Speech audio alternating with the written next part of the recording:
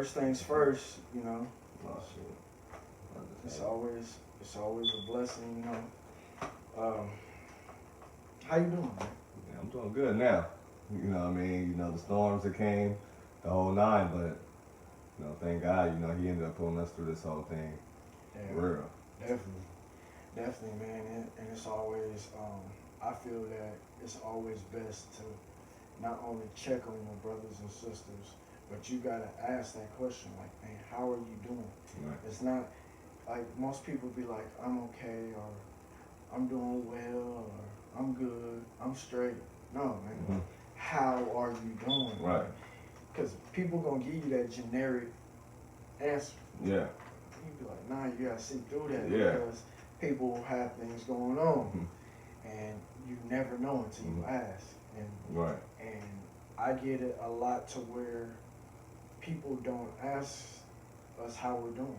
Mm-hmm. Like nobody checks on the lion. Mm-hmm. The lion goes through the most everything. Yes. Like, and that's why, like, the lion, you can see the king of the jungle just sitting there, Right. but they don't know what he got going Mm-hmm. on.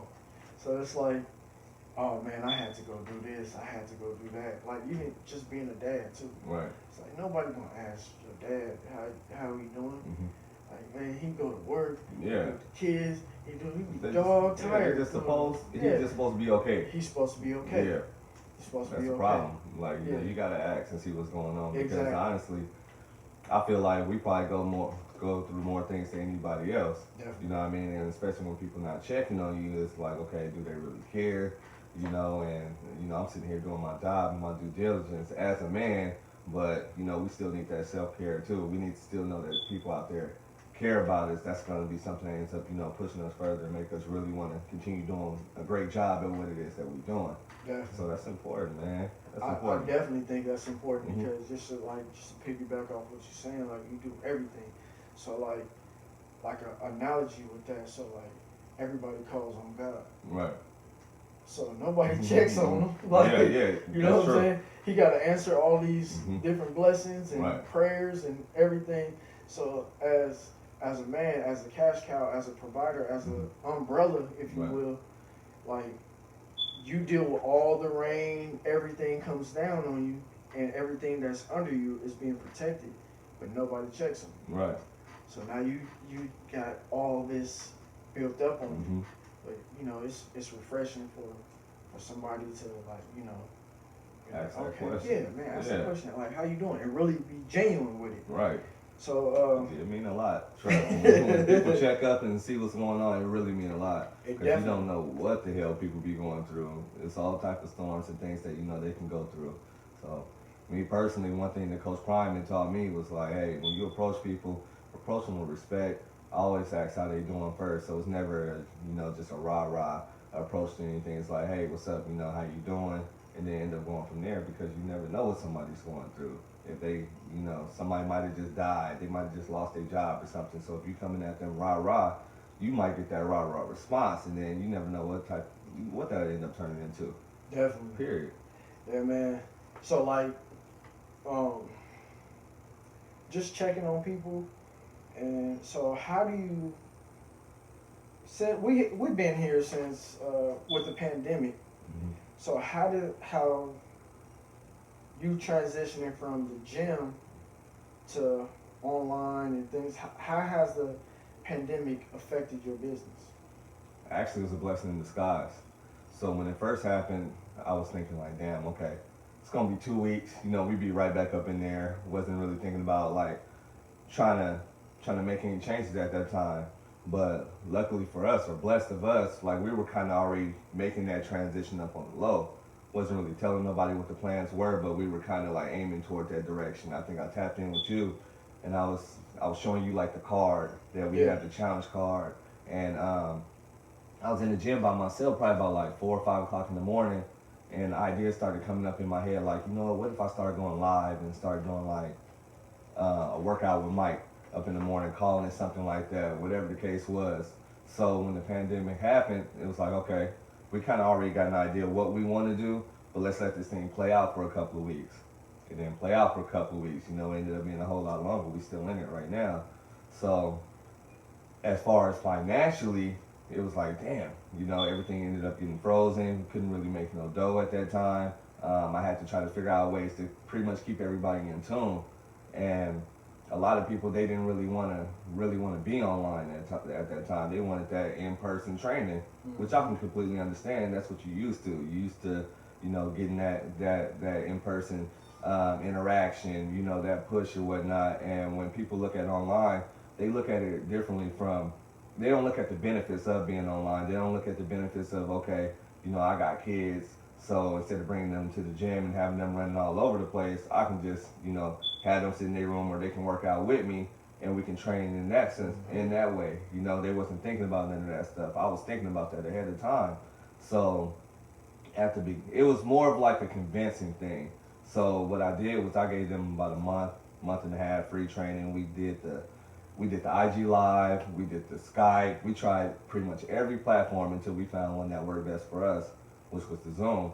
So when we got up on the Zoom had so many different features that we couldn't say no to it. So we started building up the Zoom and pretty much just starting to push out products or whatnot, which is the 5-day cleanse and other things like that, and people just started rocking.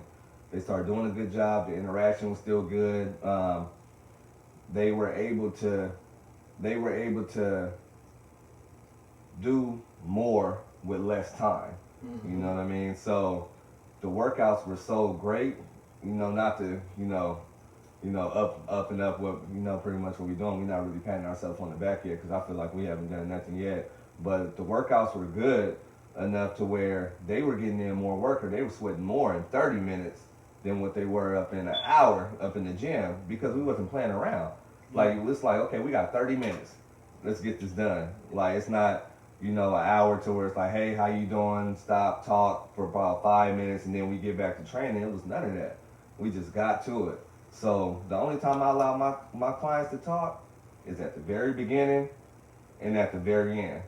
It ain't nothing to talk about in between that and then. And if they want to talk some more, you can hit me up afterwards. You can text me, during the day, during the week, or something like that. So it turned out to be a very, very effective program. People started shaking off the weight. The ones that got serious started shaking off the weight. Some of them that were playing around with it, not so much, because they still had, bad eating habits at the same time. So that's when we started reincorporating the meal prep program, because that's what we were doing at first. It was like, okay, you got the training, you got the meal preps with me that you come and pick up on Sundays, 4:30. And then we ended up going from there. People were doing a great job with that. So when I seen that the majority of my clients were gaining weight, I was like, all right, y'all. So you training with me and you still gaining weight, something ain't right. So let's go ahead and put this back in our system, get this back going. And then we end up going from there. So it's a couple of people that, come right on top of my brain, like Alicia Johnson right now. She been hitting it hard. Like, she does her meal prep every single week. She's on the Zoom every single day, and she looks good. You know what I mean? Like, she's broken her plateau. Even when she was in the gym doing her meal preps and stuff like that, she didn't get to where she's at now. Now she's all the way locked in, and she's broken her plateau. So, I feel like if she can do it, anybody can do it, especially with all the things that are going on right now. A lot of people working from home. There's really no excuses. Exactly. So how do you keep your clients engaged? How do you motivate them? The motivation factor comes from where they are now. I feel like a lot of things that are going on right now is self-motivated. When they look themselves in the mirror, it's like, damn, I know where I was at this point. I done let something come over here and tear me down. Now I'm motivated. So, we put out the motivational quotes up on the page. I put out different things so that they can pretty much stay in tune with what's going on, like creating challenges, everything that we can possibly do, meal prep, just any and everything that we can do to get them motivated and keep them motivated. That's what we do, and we stay tapped in. So do you think that more people are like self-motivated, result motivated? How do you feel that, like, the majority, the masses, you feel they're more result motivated or more self-motivated? I feel like it's a combination of both, honestly, because the clients that I like to bring in, they have to be in tune with me, because it's my program. I'm a very self-motivated person, and I'm result-oriented at the same time, result-motivated at the same time. So I'm gonna get up at 3:30 up in the morning. I'm gonna do my thing. If somebody else don't want to get up at 3:30, 4 o'clock in the morning to do something that's gonna benefit you, I don't want to rock with you. Yeah. Point blank, period. Like, you're not MG2 elite Yeah, at all. So elite. you need to go ahead and find one of these other, programs that's gonna end up, um, taking whatever you have going on into consideration, because your health comes number one. Like, Exactly. what else do you need to take into consideration outside of your health? If you're not healthy, you can't help nobody else. Point blank. So, you self-motivated first, and then the results end up coming with that. So what changes have you made in your lifestyle to help your brand grow? I took more time out. I started paying more attention to detail. I called people and asked them questions like, hey, how do you feel about this? How do you feel about that? With the same motive, with the same idea of what I really want to do. But their opinion still matters, because, at the end of the day, it's about the community. You take care of the community, they take care of you. You know what I mean? So, pretty much that's that. That's the only change that I made, was pretty much just reaching out a lot more, just staying tapped in with the people that are in the program that I know are going to be there, not the people that's here today, gone tomorrow. But because you can always tell somebody's heart when they end up trying to come up into the program. Yeah. So just staying tapped in, communicating a lot more, and just trying to find everything I possibly can to keep them going. Like, I don't want them to have to look anywhere else to try to find something that's going to end up helping them out, or I don't want them to feel like they're neglected in any way, sense, or form. We just staying tapped in all the way around the board. So what's your diet like? What do you consist, like, what consists of your diet? What do you consider MG2 elite? More so vegan. So I've done the alkaline diet for about like 2.5 years. And then I kind of transferred over to the vegan diet because I wanted to pretty much just explore a little bit, you know what I mean? The alkaline, it can get boring, just being honest, you know what I mean? It helped me out a lot, mentally, physically, the whole nine. I'm in shape to where I can go out and I can run a 100, 200 meter run if I wanted to right now, and end up being okay. This is where the shape I was in when I was, breaking records. You seen that. But my diet is more so, fruits and vegetable based, non-inflammational foods. I'm big on Dr. Sebi. I've been checking him out since about 2017, because we've had this conversation before. You can relate to where I feel like if a black man is killed for no reason, he was up to something. He might have sounded crazy to us before, but everybody that they say crazy ain't crazy. Yeah. They really got something going on. Definitely. So, I started studying him and everything, and seeing what was going on with him, seeing how he was healing people, AIDS and cancers and all other type of things like that. And then I started pretty much applying like his methods to myself. And it wasn't based on, having nothing, of course, but it was more so based on just seeing what type of things can be done. Like, knowing that you can heal your body. I was suffering from headaches all the time. A lot of people don't know that. Like, I was getting migraines to the point to where I hear any type of noise, I gotta shut down. Eyes hurting, gotta close my eyes. Everything just pretty much becomes dark, to where I was drinking Coca-Cola. Coca-Cola ain't the route, you know what I mean? What the route actually ended up being for me was, just changing my diet, because I was starting to get inflammation up in my brain. So, and that's what the devil does. He tries to take away the thing that's going to end up helping everybody else, helping everybody out the most.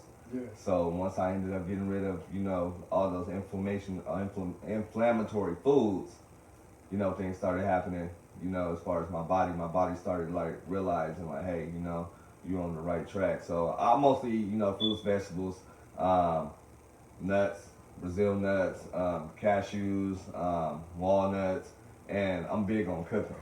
So I'm huge on cooking, man. That's my thing. So I'll be up in the kitchen like all the time. That's just like that's my zen. You know what I mean? I zen off of that, for real. I just get up in there, I cut on some music, whether it's some Chris Brown, the Marvin Gaye. It don't matter what it is. I'm just up in there just grooving, chopping stuff up, and just trying different things with what Dr. Sebi had up on his nutritional guide, to where I went ahead and started creating like a meal prep program based on things I had. I'll cook stuff up and be like, here, you taste this. Yeah. And if it tastes good to them, it's gonna be good. You know what I mean? It's something that I can pretty much run with. So that's where I'm at with that. Yeah, man. So, like, do you feel the online training is a tool that's going to bring you into the future? So when the pandemic, God willing, Yeah. the pandemic ends, Right. and you shift back into the gym, Right. you feel that you're going to incorporate the online and the gym? Like, meaning, I get you. yeah, like meaning, Yeah. so basically like having both of them, like, yo, okay, if you Mhm. can't make it to the gym, Mhm. we have Yeah, this. online. Yeah. To be completely honest with you, that's not my plan. My plan ain't even to go back to the gym. Yeah. My plan is to do what we're doing right now because it's more effective. Mm-hmm. People look at the gym and it's an asset, of course, you know, because you get to hit the weights, but the majority of my clients are into weight loss. You don't necessarily need what they present at the gym, you know what I mean, in order to do what it is that we trying to do. Yeah. So that's not my plan. But to have a gym, that would be nice. I do got an idea that I ain't gonna speak on right now. You know, but you know, we gonna make something happen that's gonna end up benefiting the world. Definitely. I feel that with your mind, how you're transitioning, everything will be more prosperous because you feel that you're making a change. You're doing it your way and not something like you don't have a criteria. Mm-hmm. So you're basically doing it how you want it, how you vision it. That, and then people are following suit. Absolutely. So now it's like now you have your own method. Mm-hmm. So like when it's yours, you putting your own ingredients on it, like exactly. you know. And then as soon as everything gets done, that's when you know you put the little salt on it. Exactly. You know, well, not salt. yeah. Sea salt, thing, sea you salt, know what I mean? But it's that goes back to the gym, you know what I mean? Not having the overhead, you know, that overhead ahead of time. Just having the overhead kind of took away from me being me, you know, because you kind of have to move and, you know, position yourself the way that they want you to move and position yourself. And that's not how our brand was created. That's not how our business was built on. We wasn't built on that. Yeah. We was built on us doing us. So when we have to move a way that other people want us to move, it kind of changed some things. And it didn't really sit well with me. You know, I appreciate all the opportunities that people did give me, but it let me see who we really are. And we were able to move based on that. You know what I mean? We were able to transition back to who we are opposed to moving forward with them and having an overhead. We don't want an overhead because when you have an overhead, you end up changing your whole identity. You conform. And we're not to be conformed at all. Yeah. And that's what we are. Yeah, because when you conform, people are going to look for you to do that one thing that you. But when you have your core base, they're going to come looking for it. Exactly. They're going to come looking for it. They're not going to want like a one-hit wonder type thing. Exactly. Like, okay, man, we're looking for you to do that one thing over again. Yeah. And you got to keep doing that so you become with that one thing instead of your brand. Right. Yeah, man. And that's not where we at with it, man. Like at all. Like I'm cool on that, all the way cool. So we had to rediscover ourselves, and that's what the whole pandemic did. Like it helped me rediscover who I was, and why people fell in love with me, and why people fell in love with my program. So once I rediscovered that, we've just been hitting it hard since then. You know, we are no excuses based. Period. Like, I don't want to hear shit at all. Like, it's either you doing it or you not. If you don't want to do it, it's thousands of other trainers out there that try to do the same thing. We cool on that. Like, you got to get with it or get lost. Point blank, period. And the people that make excuses, they're going to continue to make excuses. Their kids going to start making excuses. I don't even want your kids. You know what I mean? If your kids can't get up 6 o'clock in the morning and go train, I don't want them. Because look at Kobe. Kobe was waking up 3, 4 in the morning, going out there balling, ended up being one of the best in the world. You know what I mean? The people that really want it, they gonna get up while everybody else is sleeping and go do it. Now I sit up in the house playing Call of Duty all day, NBA 2K and all that other stuff. That ain't gonna do nothing at all. Exactly. At all. So if you get up in the morning and you work up on your craft, You just sharpening yourself, sharpening, then going forward. Because like I said, there's a million other kids that want to do the exact same thing that you want to do. But not all those million are getting up in the morning and doing what they need to do to get where they want to be. I'm going to push you. I'm going to push you both mentally and physically in the morning. You learn the best in the morning while everybody else is asleep. Exactly. So that's where we at with it. Well, man, that's really, man, you covered everything, really, man. Man, I appreciate you showing up, man. Off top. All the time, Yeah. man. Yeah, man. MG2 Elite Training. Oh, yeah, we at it. Man, y'all tap in. Two. Oh, yeah, we got the merch, too. We got the mask Yeah, online, MG2 MG2EliteTraining.com. We got that going, yeah. So we got the mask. We're going to introduce the parasite killers. We got them going, too. Hey, you got to get that BS about your body straight up. This is what's going to end up doing it. Got the parasite killers. You got problems using the bathroom. We got the colon cleanse going up. Check that out. And then we got that burdock root too. You know, you have any liver issues, you just want to use it as a blood cleanser, iron deficiencies. This is it right here. Tap in, MG2 Elite Training. Yeah. Instagram, Coach Meez. Instagram, MG2 Elite Training. Yeah. Check us out. Yeah, we at it.